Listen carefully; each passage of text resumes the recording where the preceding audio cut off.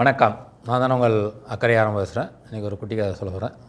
ஒரு ஊரில் ஒரு மனிதர் இருந்தார். அவர்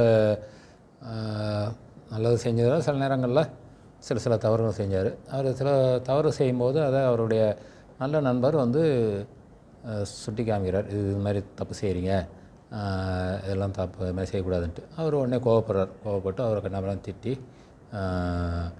அனுப்பிவிடுறாரு.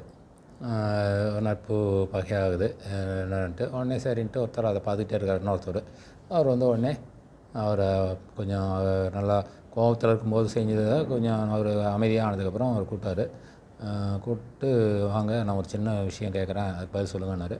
அவர் அமைதியாக வந்தார். கேளுங்க, நான் சொல்கிறேன்னாரு. நீங்கள் கண்ணாடி போய் பார்க்குறீங்க. கண்ணாடியில் உங்கள் முகத்தில் ஒரு இடத்துல அழுக்கு இருக்க மாதிரி தெரியுது. அந்த அழுக்கை எது காமிக்குதுன்றாரு. கண்ணாடி காமிக்குதுன்னு. இன்னும் நீங்கள் என்ன பண்ணுவீங்க அப்படின்னு கேட்குறாரு. உடனே கண்ணாடியை பார்த்து அந்த அழுக்கை துடைச்சிடுவேன் அப்படின்றாரு. கண்ணாடியை பார்த்து அழுக்கத்தானே துடைப்பீங்க, கண்ணாடியை உடைக்க மாட்டீங்கல்ல அப்படின்னு கேட்குறாரு.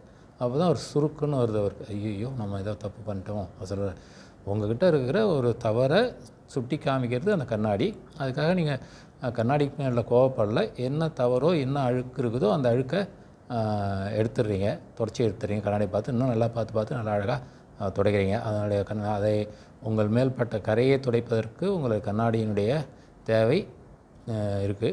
அதேமாதிரி ஒரு நண்பர், உங்களுடைய நண்பர் உங்களுக்காக நீங்கள் செய்கிற சிறு தவறை சுட்டி காட்டும்போது நீங்கள் அதை புரிஞ்சிக்கிட்டு அதை திருத்திக்கிறதுக்கு உண்டான வெளியே பார்க்கலாம். அது இல்லாமல் நீங்கள் அவர் மேலே கோவப்பட்டது தப்பு தானேன்றார். அப்போ தான் அவர் ஒன்று ஐயா ஆமாம் தான் சாரின்ட்டு அப்புறம் போய் அவர்கிட்ட நண்பர்கிட்ட மன்னிப்பு கேட்டு அப்போ நீ மேல் எல்லாத்தையும் நீ எனக்கு உண்மையான நண்பர் நீ தான், எங்கெல்லாம் நான் நல்லது செய்கிறேன், சில தவறு செய்யும்போது நீ சுட்டி காமிச்சின்னா நல்லது அப்படின்னு சொல்கிறாங்க. அதுலேருந்து அவர்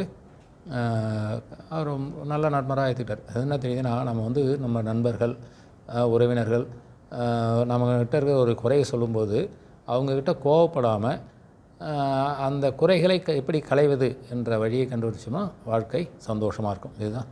நன்றி, வணக்கம்.